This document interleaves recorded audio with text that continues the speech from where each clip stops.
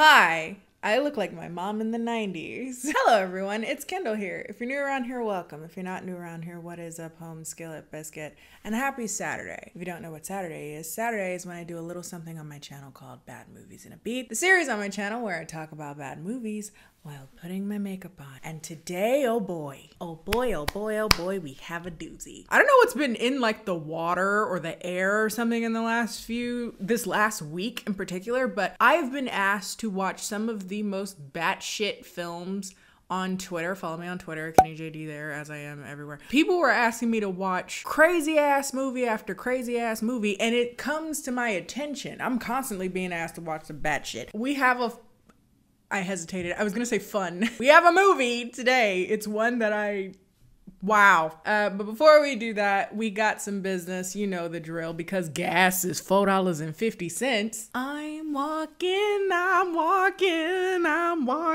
Hey. With that said, let's send it over to ad roll Kenny. Thank you. Hi, hello, it's ad roll Kenny. I look like a nugget. I kind of look like the baby inside the sun on Teletubby. I have no way to segue that over. Today's video is sponsored by Scentbird, the monthly subscription service that allows you to try new, exciting, and often designer scents for just $16 a month. If you're like me and you're particularly picky when it comes to scents, you take a lot to commit to a perfume because perfumes are expensive. Also, sometimes perfumes are more for a particular time of year or a particular event, and you're like, ooh, will I wear this enough to justify having this? And that's assuming you find something you like, because you can spend a lot of time in the perfume and cologne section just sniffing to find something that don't smell like very expensive butt. But luckily, in modern day, we have things like Scentbird that allow you to try a large 30-day supply, I'd say easily into the 60-day range, but that's just me, of a scent that they can curate to your particular tastes, your lifestyle, what you're into, and you can try a new one every month to find your new signature scent that you may want to go out and purchase the full size of at some point. If you would like to upgrade your subscription, you can also receive 2 or 3 scents a month. That's up to you. And you can also give it as a really cool birthday gift. If you want to give a 3-month subscription, a 6-month subscription, or a 12-month subscription, you can do that as well. Scentbird works directly with top designer brands, so you can try things from Prada, Versace, Gucci. I already made the Fendi and that Donna joke last time, I think. And you could also try out lesser known indie brands where you can find something really unique that you probably wouldn't have found elsewhere. Since spring has officially sprung, I've been using something a little bit lighter than I usually do. I'm more of a warm vanilla type person. And right now the go-to is Catherine Malandrino's Translucent. It's kind of watery, kind of light pear. Oh, I forgot. I don't have them anymore. I don't know where I put them.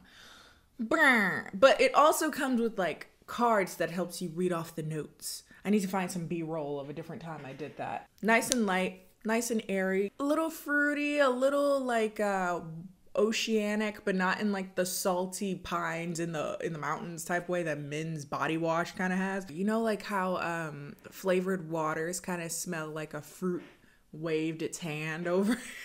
So if you'd like to check out Scentbird, it'll be linked down below. Feel free to use my code KennieJD55 to get 55% off of your first purchase. Big thanks again to Scentbird for sponsoring today's video. Now let's get on to the debauchery. Last week, a lot of people asked me like what I used on my face, even though it was just a normal makeup. I don't actually remember. So I'm gonna be doing that again today because it's hot as f. I don't feel like wearing a lot of makeup, bro. So sound like it farted on my face. Last week we talked about Tangled on Passion Flix, not the Disney movie. And it is he keeps pooting on my face. It's a romance on Passion Flix. If it's on Passion Flix, it's probably a romance. But it's one told from the man's point of view. A horror then. And it was a fun time. If you want to check out that video, if you haven't checked it out already, because Passion Flix is always a fun time, you can check it out up above, or you can check it out on the Bad Movies in a Beat playlist. Okay, so this week, as I've mentioned, the last week on Twitter, y'all have been sending me just chaos. I got this movie. I got another one called Drink, Slay, Love.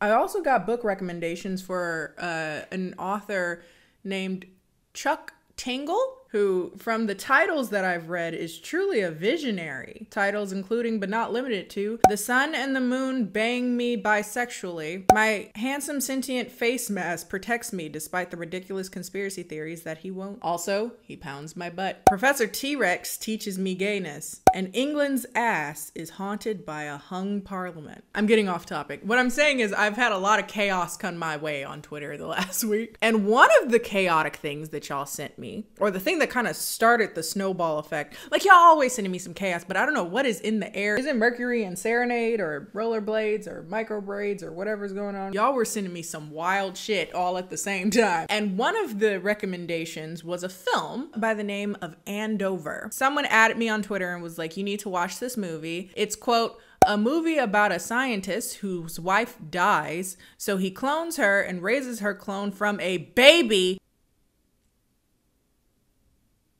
to fall in love with him, and he fails multiple times. Now, I hear a lot of synopses of movies that leave me perplexed. This one sounded particularly bad. And then you like look at the cover of the movie and it's like, it looks wholesome, like a rom-com. And I'm like, so this isn't a horror? This isn't like a sci-fi mangled mess? This is supposed to be like a heartwarming film? And I'm getting a bit ahead of myself, but yes, this film is supposed to be like a maudlin, unapologetically sweet and sappy rom-com that has elements of sci-fi and other less than conventional additions encompassing this very bad idea of a plot. Lifetime presents Rhymes with Brooming. I'm sorry. I'm sorry. Should I keep it in? Because that sentence in that tweet was so out of pocket, I don't think I fully absorbed that the movie was about him making a clone over and over and over again. So watching the movie and watching him fail making this clone over and over again ended up resulting in some of the most disconcerting and admittedly hilarious scenes. How do I put this lightly? This movie is hilarious. In a very disturbing and weird way. I hate to say, probably one of the funnier movies I've seen in months.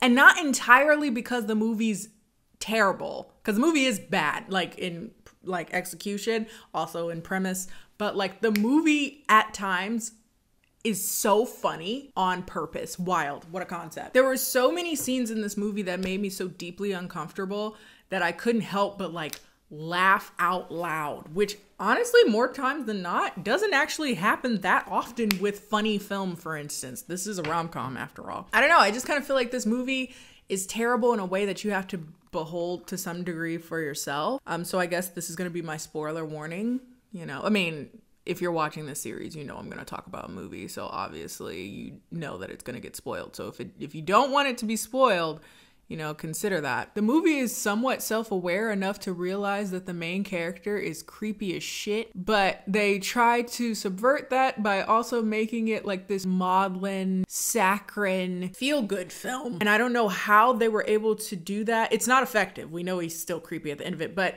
they were able to turn the movie in ways that are not entirely on accident incredibly funny. This movie is an enigma. It somehow turns into this very horrid masterpiece that I can't quite look away from, and I can't stop myself from making other people watch, hence how we got here. Now, if you would like to watch this masterpiece yourself, you are very much so in luck because it's free on YouTube, baby. So if you'd like to experience Andover yourself, feel free to do so. Without further ado, this is Andover 2018. So from the very first scene, we haven't even gotten the title card yet. There's just an onslaught of like sensory overload. So much stuff is happening so quickly. There's just certain movies you watch and that first opening scene tells you everything you need to know about the viewing experience you're gonna go into. This movie opens with a scene that was ridiculous enough that I knew that I was about to watch a masterpiece. We see our main character, his name is Adam, and he's talking to a woman named Dawn, who is his wife, or who we think is Dawn, his wife. He's trying to explain to her this kind of twisted reality that she exists in which she had a prior life that ended when she died in a fire. I should just play it for you because I don't think there's any way I can explain this in a way that really encapsulates how unnerving and hilarious this scene is. Why are you lying to me? I'm not lying. I know this must be scary, but I brought you back. No, no, no. Everything I've done is because I love you so much. Dawn!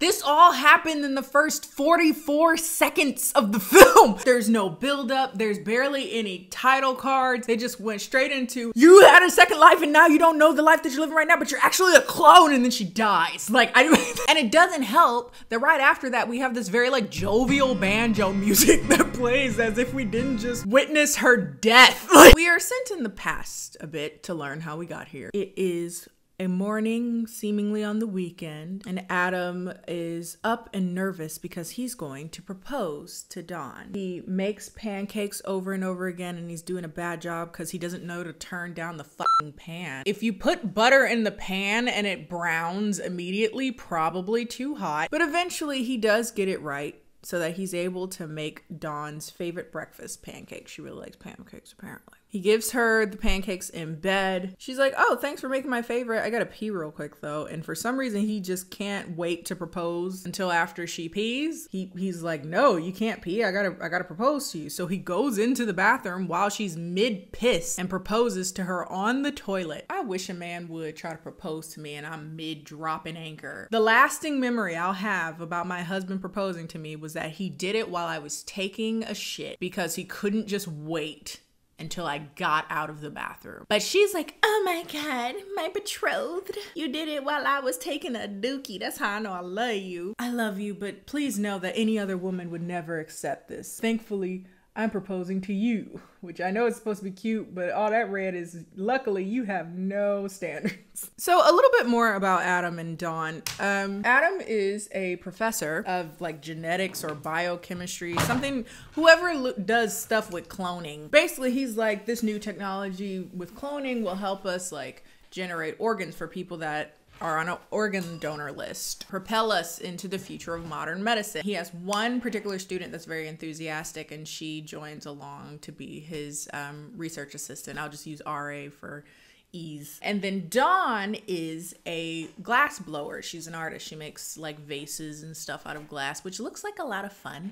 I've always wondered, how do people get into stuff like pottery and glass blowing? There's this guy on TikTok that does pottery, and you know he understands that there's something vaguely erotic about it.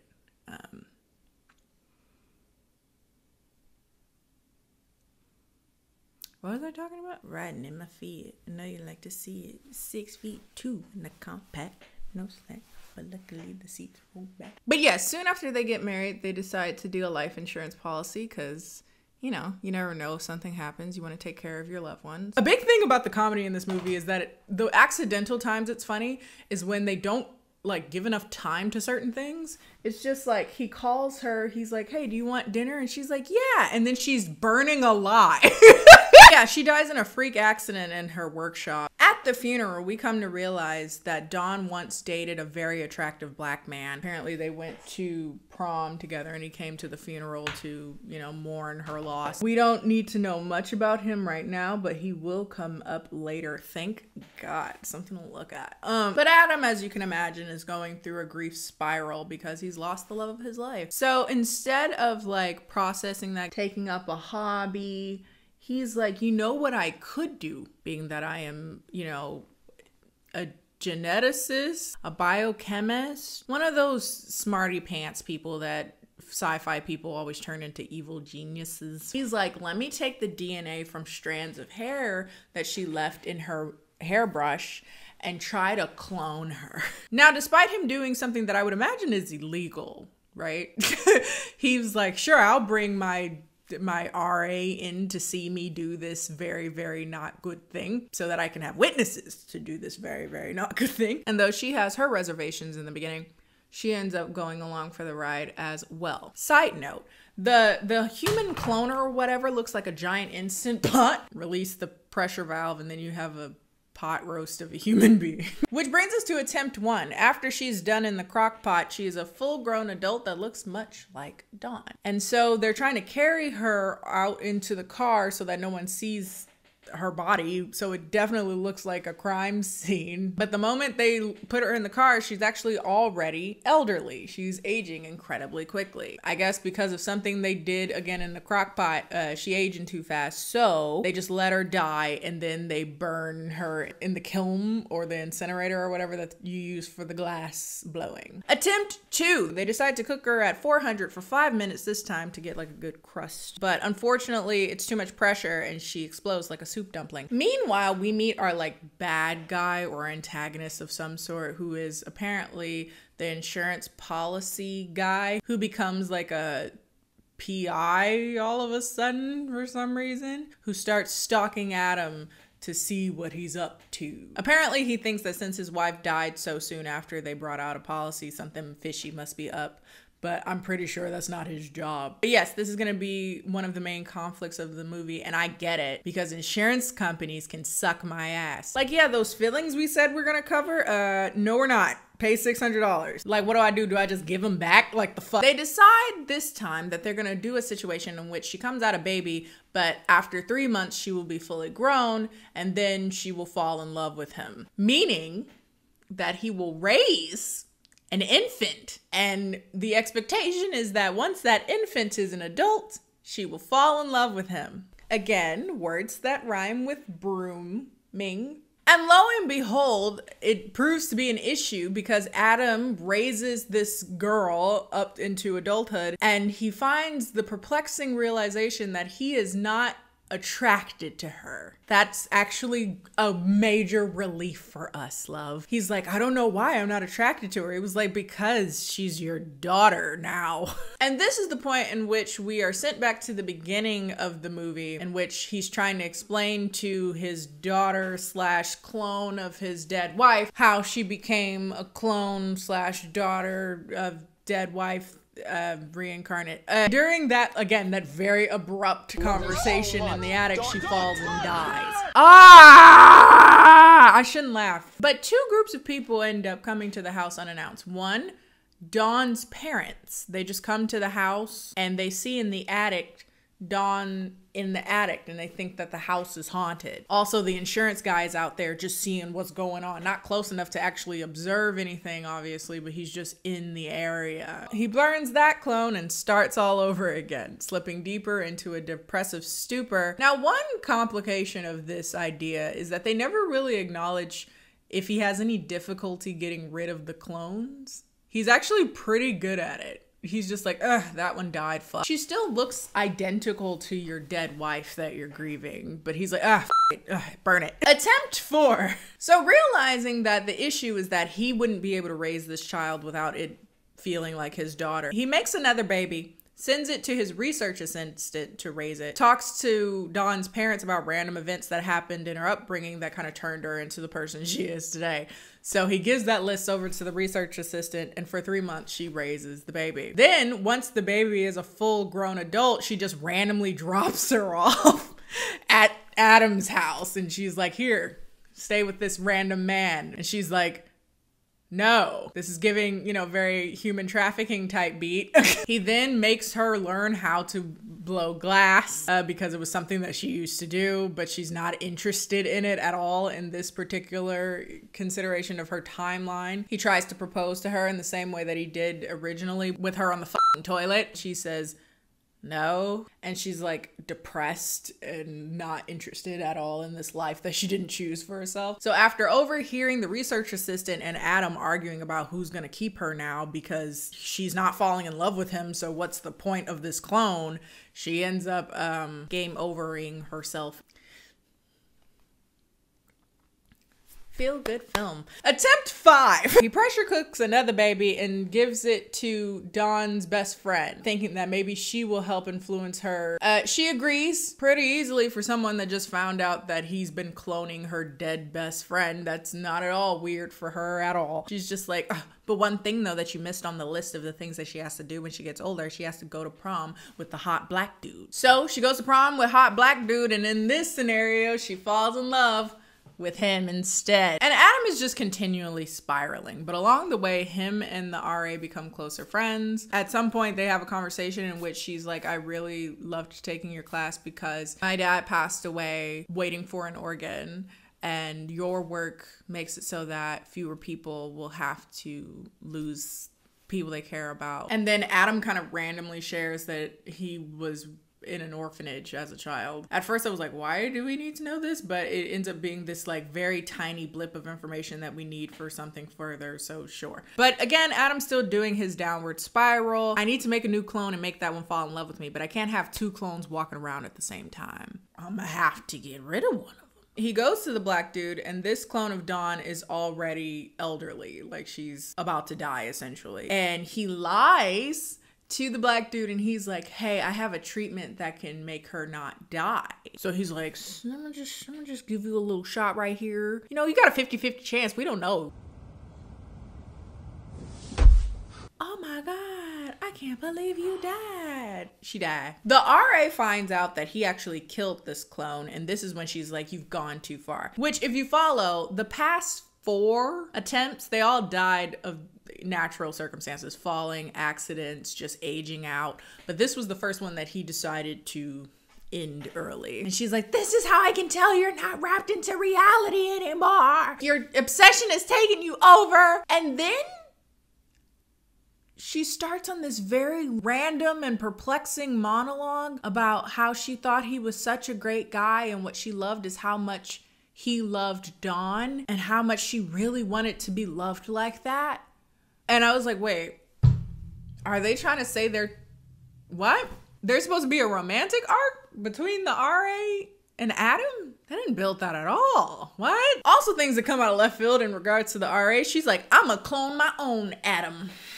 So she steams her own Adam baby and takes him to an orphanage and just drops him there. And then I guess to come back to see what's up, I guess, you know, when he's done baking. Attempt number 6. We got a freshly cooked, steaming hot new baby. This time he brings it to a professor colleague of his who teaches gender and sexuality in the hopes that Dawn will grow to be sexually attracted to him. Also, ew. Also, he's not being very discreet anymore. He done told her ex-love, her best friend, another colleague, and you might as well have told people, ain't nobody turning you in. Like, also, the thought that having this child be raised with a person who has an extended knowledge of gender and sexuality probably would mean that she'd be less likely to sleep with you, because she's more aware of how weird and coercive this situation is. Oh my God. Attempt number 7. Steaming freshly baked baby. Here it is.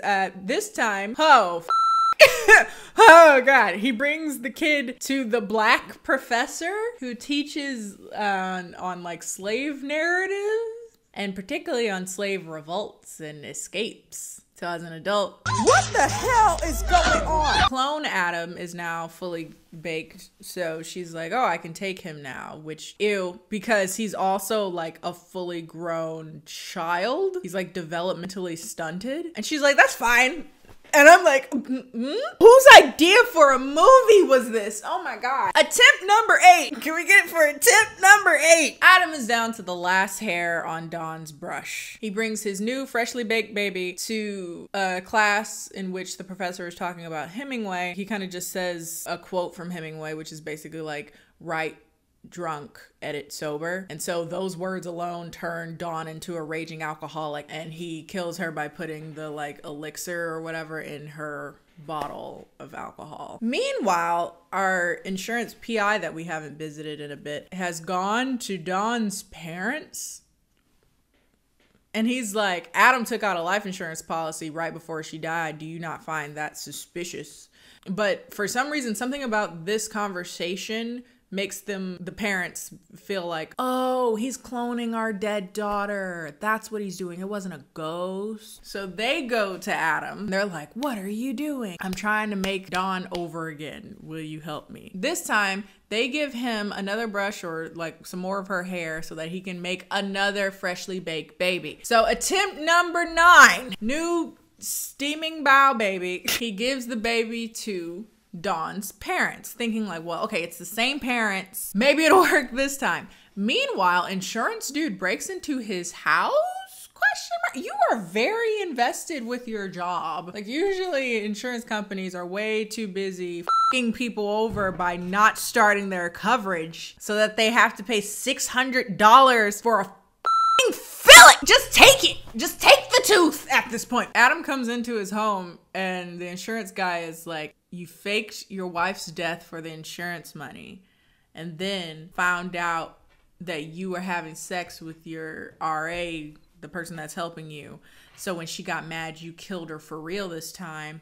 Perfect crime. And he's like, what? He's like, hey, we can work together and I won't tell anybody. I want the $1 million claim. And he was like, I don't care. You can have it. And he was like, okay. So he calls and he's like, yeah, claim is okay. It's not strange that he's calling at like 9:30 p.m. Sure. At some point he ends up drinking the bottle of liquor that has the poison in it and then he dies. And so he's like, cool, I'll just take his hair, make a clone and then give it to the police so that they think he's still alive. Adam meets the new Dawn that was raised by her original parents. She's involved in most of the things that she was involved in before. She has a very similar temperament, but this time she's just not in love with him. They have him basically confessing his love to her and they're playing this like Cinderella music in the background as if this is like charming and whimsical, but it's actually terrifying. I'm not in love with you. Yes, you are. No, I'm not. Dawn, I know you better than you know yourself. And they go up to the attic. He shows her the vases that had her ashes in them, previous life that she had, and this is not at all serial killery, but in the end she's just not in love with him. So at this point, after all of the attempts and questionable ethical choices and just creepiness of the entire situation, he decides to finally pack it in. He takes Dawn's ashes, buries them in a cemetery. Do people bury ashes? Isn't the whole point of cremating someone? Movie. Nothing else makes sense here. Fine. He ends up getting that $1 million check from the insurance policy because, again, he approved it before he... Meanwhile, RA is being just as creepy as Adam by making out with this clone that mentally, like, maybe 13. But the real Adam calls and he's like, it didn't work. This clone doesn't love me. And he's like, I'm ready to stop doing this stuff. I want to go back to work, like actual work. Will you work with me? She's like, no, I have to work on my thesis. And as if this movie couldn't get any more perplexing, Adam rushes to see the RA all of a sudden, just like no real prompting. And he finds this clone of him and beats it up. The movie ends with them deciding to put clone Dawn and clone Adam together. Adam gives Dawn's parents the $1 million from the insurance policy, and then Adam and the RA, who is now a PhD, start dating. I know. Weird movie. And that's the end, by the way, of the movie. It's just disturbing and weird, but also uncomfortable and also like incredibly funny at points that is hard to deny. Please watch it, please. This movie is shockingly enthralling. It's terrible. I'm speechless. If you like this video, feel free to like this video. Follow me on all my social media, Instagram and Twitter, both of which are KennieJD. Also, keep recommending me stuff, particularly if you want to send me like a quick synopsis of certain movies. Those are I've noticed those are the tweets I tend to see more because like something about like seeing the front of the movie and the premise really catches my eye. So that's probably the best way to give me recommendations, but also down in the comment section. And I'll see you guys next time.